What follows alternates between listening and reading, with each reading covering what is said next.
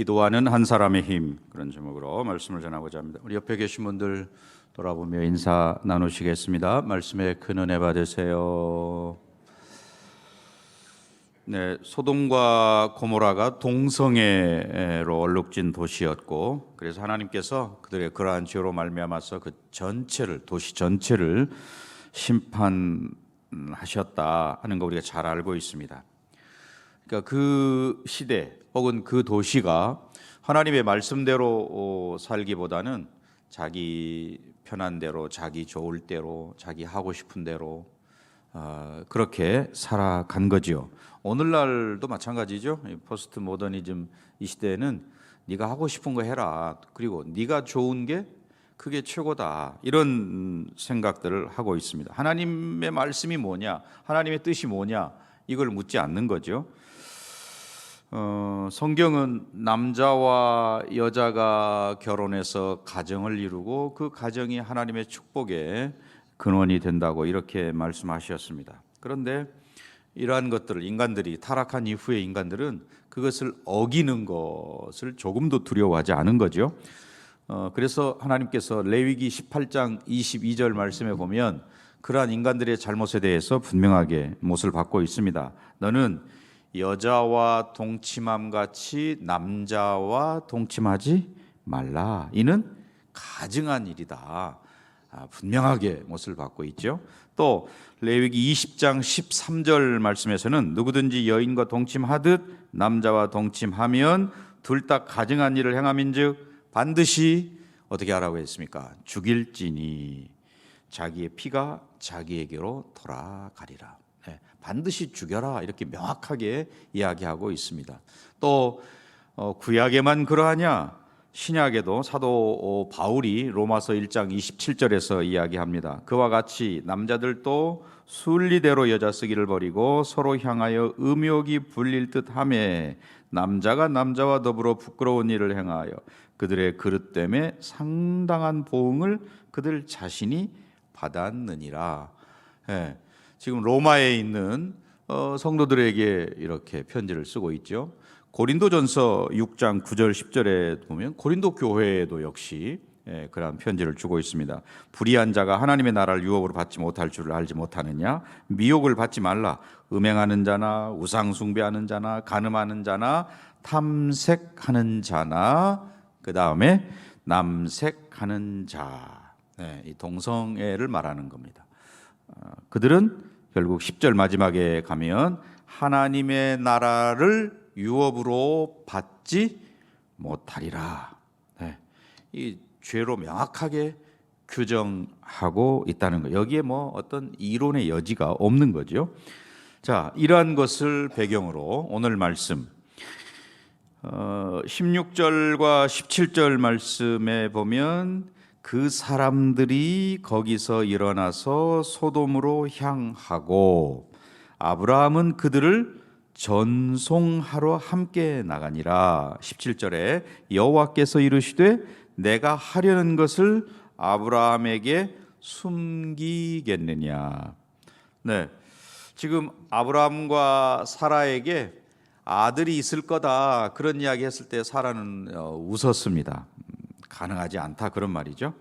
아무튼 그러한 약속을 주신 후에 이제 아브라함이 손님을 잘 융숭하게 대접을 하니까 그 대접을 받고 이제 식사 후에 일어나서 그들이 소돔으로 가게 됩니다. 그리고 아브라함은 그 사람들을 이제 전송하는 거죠. 잘 가시라고. 그때 하나님께서 아까 17절 봤는데 그때 하나님께서 아브라함에게 이야기하시는 거죠. 내가 하려는 것을 아브라함에게 숨기겠느냐.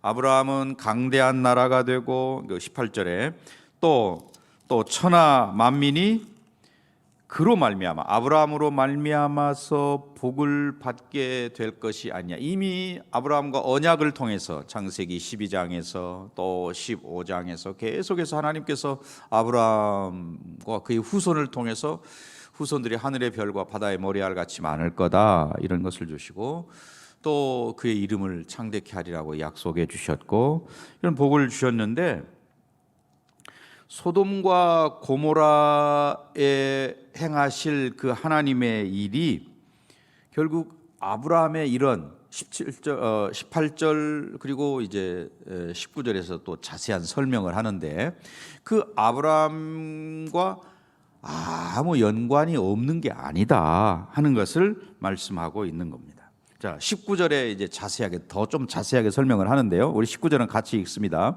내가 그로 그 자식과 권속에게 명하여 여호와의 도를 지켜 의와 공도를 행하게 하려고 그를 택하였나니 이는 나 여호와가 아브라함에게 대하여 말한 일을 이루려 함이니라.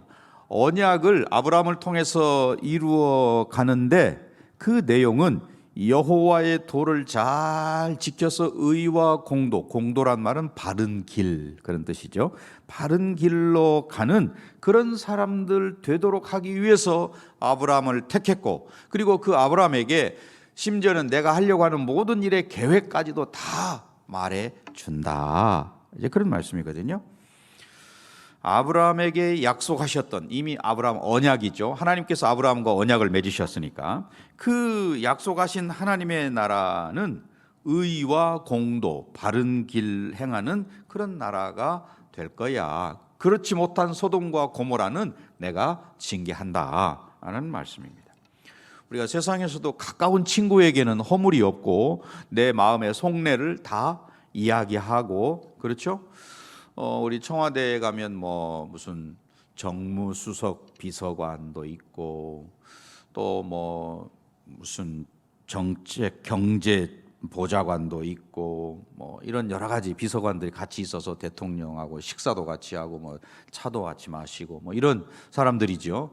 늘 같이 의논하고 또 계획하고 또 허심탄회하게 대화하고 이런 사람들일 겁니다. 아마 그래서 뭐 그 사람들이 실세 중에 실세다 이런 이야기를 하고, 또 정권이 바뀌면 또 그 중에 실세였던 사람 뭐 감옥에 가기도 하고 뭐 이런 것들을 우리가 보는데, 그 가까이 있는 사람들과 그런 허물 없이 허심탄회하게 이야기하는 것, 지금 천지를 창조하신 하나님, 그리고 역사를 운행해 가시는 그 하나님께서 계획하고 하시고자 하시는 일을 아브라함에게 숨김없이 말씀하시겠다. 그러니 지금 소돔과 고모라의 멸망이라는 게 이게 뭐 단순히 어떤 자연 재해가 아니고 하나님의 심판이구나 하는 것을 우리가 알 수 있는 거죠. 또 그러한 계획을 아브라함에게 다 알려주심으로 아브라함을 소위 그 동역자로 삼으셨다 하는 겁니다. 심지어 이사야 41장 8절에 가면 아브라함을 일컬어서 나의 벗 아브라함 이런 표현을 씁니다. 친구라는 표현을 씁니다. 창조주 하나님께서 그 피조물인 인간, 그것도 허물 많은 아브라함과 친구 되기를 꺼려하지 않으신다. 또 사도 바울도 고린도전서 3장 9절에 보면 하나님과 동역자들이라고 우리를 이야기하면 동역자, 함께 일하는 사람이죠. 함께 일하는 사람이다 우리는, 그런 이야기입니다. 그러니 이 하나님의 이 말씀, 아브라함에게 내가 다 알려주겠다라고 하는 이 말씀은 아브라함의 입장에서 보면 정말 영광스러운, 감당할 수 없는 그런 은혜지요. 오늘 여기 18장 16절부터 보았습니다. 특별히 22절부터 33절까지는 아브라함의 기도라고 할 수 있는데 최초의 남을 위한 중보의 기도 내용이죠. 중재 기도라고도 하고 도고 이런 표현을 쓰는데, 아브라함이 또 성경에 나오는 최초의 다른 사람을 위한 기도 내용이 22절부터 마지막 33절까지입니다. 그러니까 소돔과 고모라에 대한 심판의 이야기를 아브라함이 듣고 그 소돔성에 살고 있는 조카 롯을 위해서 하나님께 기도하는 그런 내용이라는 거죠. 여기 소돔성에 의인 50명이 있으면 그 50명을 살려야지, 그리고 그 사람들 때문에 성을 살려야지 왜 다 멸하시려 하십니까? 그러니까 하나님께서 뭐라고 말씀하셨어요? 그래? 그러면 50명이 있으면 내가 용서하지. 그렇게 이야기하니까 갑자기 또 아브라함이 꼬리를 내리고 45명이면 어떨까요? 그러다가 또 40명, 30명, 20명, 그리고 10명. 10명이면 어떻습니까? 한 번만 더 마지막으로 이야기하는데 10명이면 어떨까요? 하나님께서 뭐라고 하셔요? 그래, 그 10명만 있어도 살려주겠다. 그러니까 아브라함이 생각할 때 적어도 10사람은 되리라. 롯과 그의 아내, 그리고 두 딸, 그리고 두 사위, 6명이죠. 그러면 사위들의 부모 둘, 넷 하면 딱 10명이 됩니다. 물론 뭐 성경에 나온 건 아니지만 이렇게 우리가 충분히 상상할 수 있는 거죠. 그래서 한 10명, 그러니 적어도 10명은 될 거라 생각하고 10사람이면 어찌할까요? 그래, 10사람이면 내가 용서하지, 이렇게 말씀하시는 거죠. 하나님께서는 이미 그 성에 의인 몇 사람이 있는지를 다 아시죠. 다 아셔요. 아시면서도 아브라함이 이야기하는 그 이야기, 50명, 45명, 40명, 30명, 20명, 10명, 이런 이야기를 다 듣고 계시는 거죠. 자비의 하나님, 또 우리를 향해서 오래 참으시는 하나님을 우리가 알 수 있는 거죠. 그래서 아브라함의 이러한 기도, 조카 롯을 위한 중보하며 기도하는 이 기도를 정말 우리가 좀 본받아야 되겠다 하는 것이죠. 기도하는 그 한 사람, 그 한 사람이 있으면 사실은 그로 인해서 가정이 살고 교회가 살고 또 이 지역과 나라가 살게 되는 것이죠. 아브라함은 결국 모든 사람이 구원 얻기를 원하는 아버지의 마음, 하나님의 마음을 잘 알고 있다는 것입니다. 그래서 이 지금 흑암과 같은 소돔과 고모라에 꽉 찬 그 죄악이 넘치는 그러한 상황 속에서 어떻게 하든지 좀 건짐을 받았으면 좋겠다. 우리가 내가 하는 열심, 또 내가 가지고 있는 지혜, 이런 거 가지고는 세상을 변화시킬 수 없지요. 그러나 우리가 자비하신 하나님 앞에 무릎을 꿇을 때 하나님께서는 저와 여러분을 통해서 세상을 변화시킬 수 있는 줄 믿습니다. 우리가 내가 아무리 열심히 하고, 물론 열심히 하는 것 굉장히 중요하죠. 또 힘을 쏟아서 하고 애를 쓰고 하는 것도 좋은데 그거는 뭐 그 정도라는 거죠. 우리 뭐 그냥 흔히 하는 말로 깨가 뭐 100바퀴 구르나 호박이 한번 기우뚱하나 비슷하다, 뭐 이런 이야기. 그러나 그건 비교도 안 되는 거죠. 하나님께서 하시는 일하고 우리가 내가 하는 일하고 비교할 수 없는 거죠. 그러면 하나님께서 하시도록 우리가 기도하면 하나님이 일하시는 거고, 내가 열심을 내서 하는 것은 내 열심으로 그저 조금 하고 말 뿐이죠. 그런 점에서 오늘 우리가 기도할 때에 하나님께서 친히 일하실 줄로 믿습니다. 이러한 믿음을 가지고 우리가 나아가는 거죠. 성경에 하나님께서 이렇게 친구처럼 대하는 인물이 아브라함 오늘 여기 나오고, 또 뒤에 가면 모세를 하나님께서 친구처럼 대했습니다. 그래서 그 하나님께서 모든 일들을 다 이야기하는 거죠. 모세에게 이스라엘 백성을 구원시키고자 하시는 그 내용도 말씀을 드렸습니다. 그러나 우리가 구약에서 거룩하신 그 하나님을 뵙는다는 게 이게 쉬운 일은 아니잖아요. 대제사장도 1년에 한 차례 지성소에 들어갈 때 그냥 들어가지 않잖아요. 뭐 밧줄로 묶고 또 옷에다가 뭘 답니까? 방울을 달고, 그래서 움직이면 방울 소리가 들리겠죠. 안 들리면 어떤 걸까요? 죽은 거죠. 거룩하지 못한 자가 그 거룩한 곳에 들어가서 하나님의 진노를 받아서 죽었단 말이에요. 그래서 밖에서 방울 소리 안 나면 어떻게 해요? 밧줄을 끌어당겨서 그 죽은 대제사장을 끌어내게 되어 있는 거죠. 그 거룩하신 하나님을 뵙는다는 게 이렇게 어려운 일인데 하나님께서 직접 우리에게 말씀하신다. 이 신약 시대에 사는 저와 여러분, 성령님 내 안에 오셔서 우리와 하여금 친히 말씀하신다라고 하는, 이건 말할 수 없는 특권을 지금 저와 여러분이 누리고 있는 것이죠. 하나님과 대면해서 하나님과 이야기한다는 거, 이건 놀라운 일이고, 더군다나 이 구약 시대, 아브라함 시대에 이것은 정말 쉬운 일이 아닌데, 하나님께서 50명, 45명, 40명, 또 30명, 그리고 20명, 마지막에 10명까지 계속해서 참고 말씀하시고 대화하시는 그런 내용. 우리 인간들이 얼마나 연약한 존재입니까? 우리 뭐 이렇게 복잡한 뇌 신경 가운데 아니면 핏줄 하나만 이렇게 안에서 터져도 우리는 정말 이 몸이 내 마음대로 되지 않고 어려움을 겪는 그런 경우들을 봅니다. 정말 연약한 이런 존재들인데 우리가 그 거룩하신 하나님 앞에 가서 하나님과 교제하고 대화하고 또 우리의 소원을 이야기할 수도 있고, 이런 놀라운 은혜들을 우리에게 주셨는데, 특권은 그 특권을 누리기 전까지는 특권이 아닌 거죠. 저와 여러분이 기도의 특권을 특권으로 아는 성도가 과연 얼마나 될까?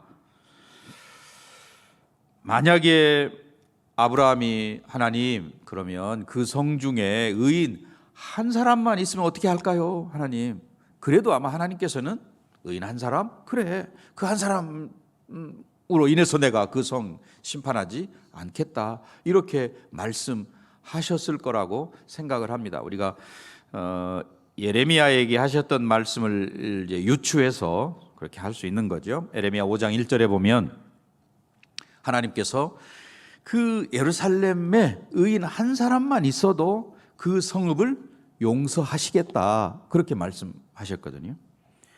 그런 점에서 이제 우리는 이 한 사람의 중요성, 나 한 사람 하나님 앞에 변화되면 또 내 한 사람이 하나님 앞에 정말 가정을 위해서, 교회를 위해서, 또 나라와 민족을 위해서, 세계 열방을 위해서 기도하면 하나님께서 들으시는구나, 그리고 변화시키시는구나. 나 한 사람이 새로워지면 내가 속한 공동체 전체가 소망을 갖게 되는구나. 그래서 우리 한 사람의 회개가 중요한 것이고, 내 한 사람 회개하면 하나님께서 정말 그 의인으로 인해서 재앙을 면하게 하시고 환난을 이기게 하시고 한다는 거죠. 지금 우리가 코로나 전국을 지나면서 정말 뭐 한 번도 경험해 보지 못한 그런 일들을 우리가 겪으면서 이 시대야말로 더욱 깨어 기도하는 의인 한 사람이 필요하구나. 소돔과 고모라 의인 10사람을 찾으셨고, 아까 그 예루살렘 성에서는 의인 한 사람을 찾으셨는데, 결국 우리 각자가 하나님 앞에 바로 서면 이 모든 문제가 해결되는구나. 네. 하나님께서 아브라함을 통해서 장차 강대한 나라를 세우시겠다, 천하 만민이 그로 말미암아서 복을 받겠다, 이런 약속을 주셨는데, 지금 죄악이 가득한 소돔과 고모라 그 성을 하나님께서 정말 멸하시려고 할 때에 그를 아브라함을 통해서 말씀하시는 이러한 계획들을 우리가 보게 됩니다. 예수님께서도 그 철부지 제자들 오랜 세월 먹고 마시고 또 생활하면서 가르치고 했음에도 불구하고 그들은 정말 깨닫지 못하고 예수님의 마음을 알지도 못하고 이런 모습들을 우리가 보게 되었습니다. 그런 점에서 정말 하나님 오래 참으시는 이러한 내용, 요한복음 15장 15절 말씀에 보면 그 제자들을 친구라 이렇게 말씀을 하십니다. 종이라 하지 아니하고 너희들을 친구라고 부르시는 그 주님의 음성을 우리가 들으면서 나 같은 사람을 친구로 부르시는 그 주님, 기다리시는 주님 앞에 나는 어떤 믿음의 태도를 가지고 지금 신앙했는가. 금년 한 해만 봐도 벌써 1월 다 지나가고 2월이 됐는데, 그렇게 기다리시는 친구로 나를 대하시고 참고 기다리고 계시는 주님 앞에 나는 어떤 믿음의 모습을 가졌을까. 자, 오늘 23절부터 25절까지 말씀을 좀 집중해서 우리가 한번 보도록 하겠습니다. 제가 23절, 여러분이 24절, 그리고 25절은 다 같이 읽겠습니다. 아브라함이 가까이 나아가 이르되 주께서 의인을 악인과 함께 멸하려 하시나이까?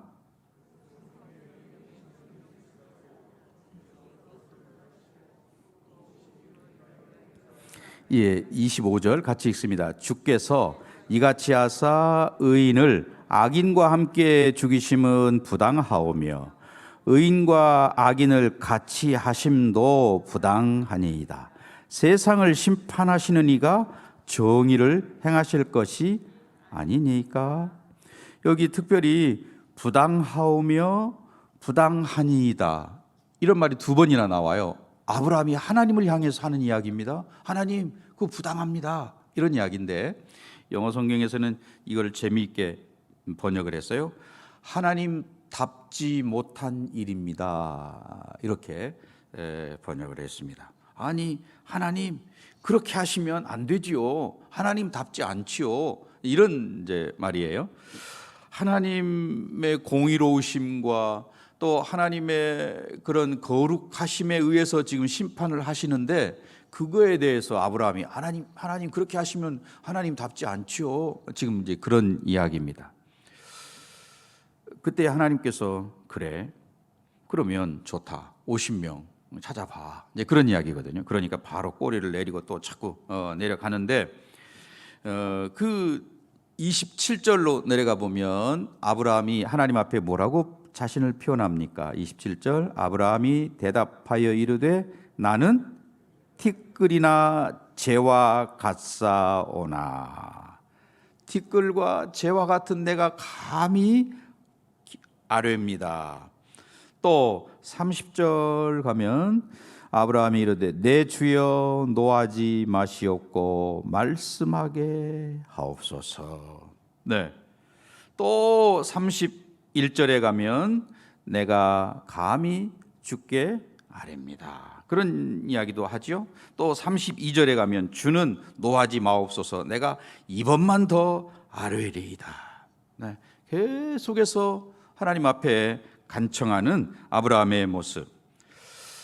아브라함의 입장에서 조카 롯을 생각한다면, 엄밀히 따지자면 그는 사실 너 좌하면 나는 우할 거야, 이렇게 할 선택권을 조카 롯에게 줄 때에 선뜻 저는 이쪽으로 가겠습니다, 여기가 좋아 보이는데 소돔과 고모라 쪽을 먼저 선택했던 그 욕심 많은 조카입니다.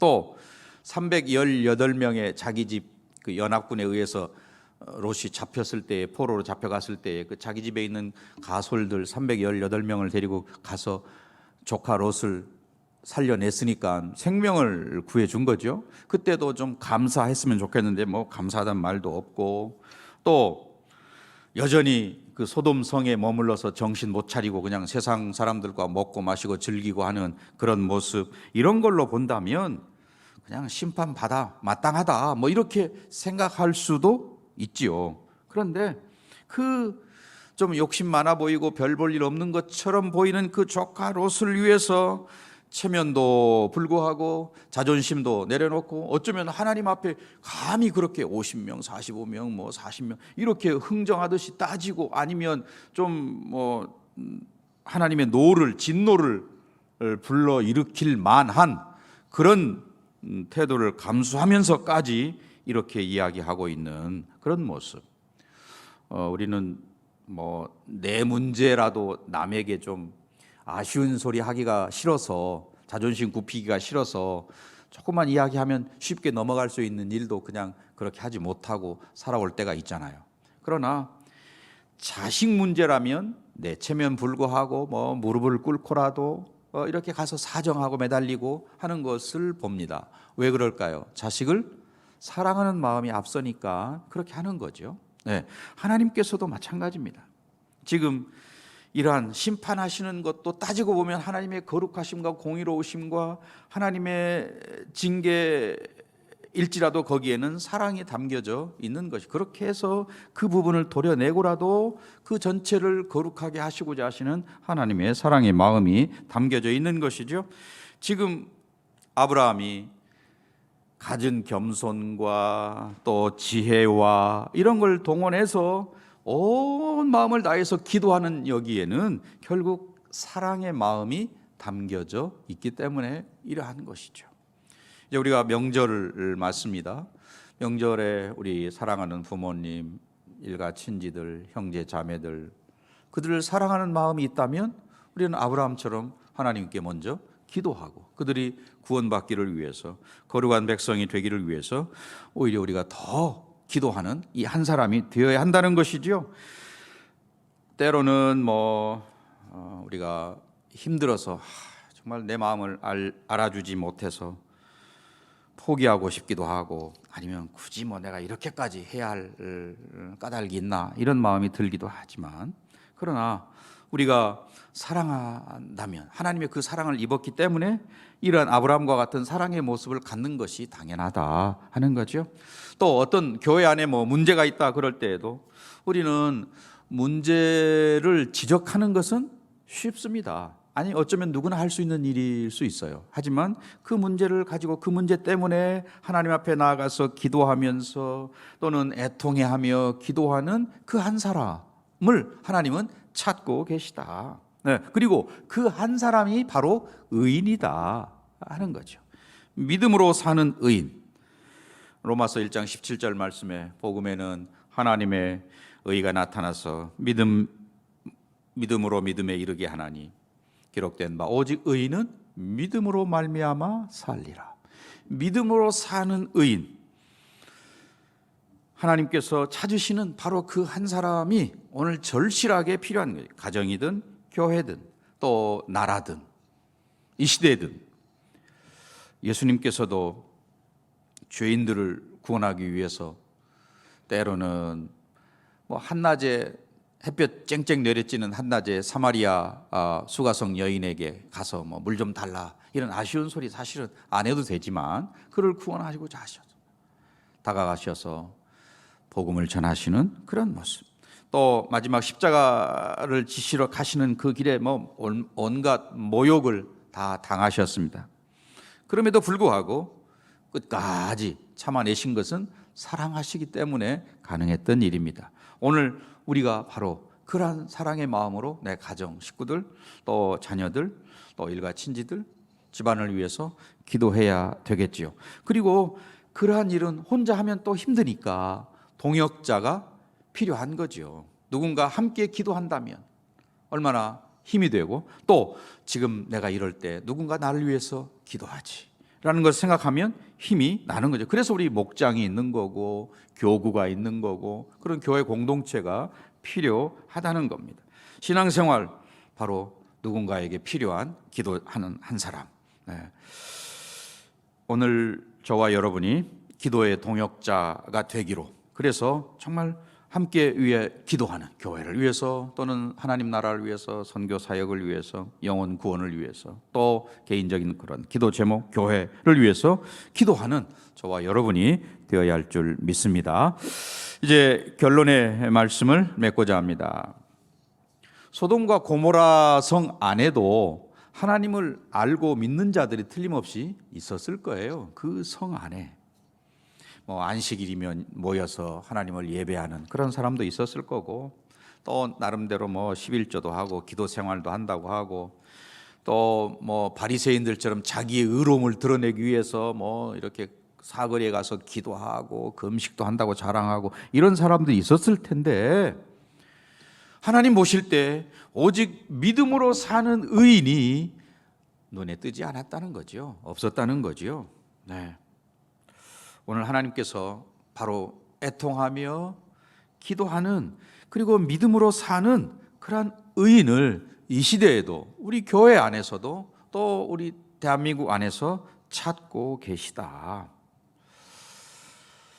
아브라함과 같이 하나님의 심판이 임박한 그때에 가정과 교회와 세상을 위해서 중보하며 기도하는 사람, 사실은 그런 책임이 저와 여러분에게 있습니다. 왜냐하면 우리는 아브라함의 영적인 후손들이지요.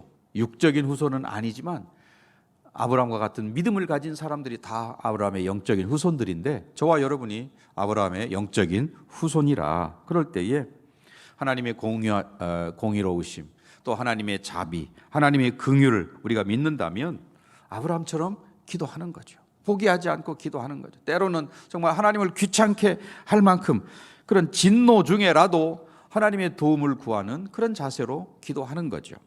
창세기 이제 한 장 뒤로 가면 19장 29절에 가면 그런 말씀이 있습니다.